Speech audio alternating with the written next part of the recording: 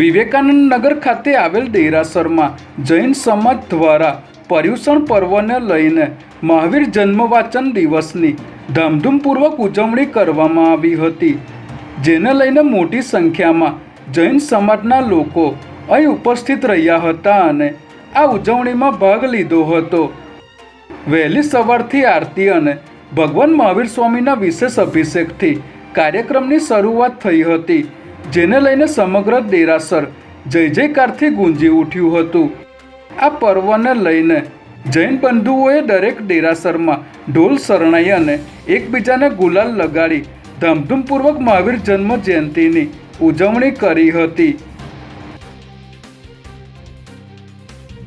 ભગવાન મહાવીર માતા ત્રિશલાના ગર્ભમાં હતા ત્યારે માતા ત્રિશલાને 14 સ્વપ્ન આવ્યા હતા.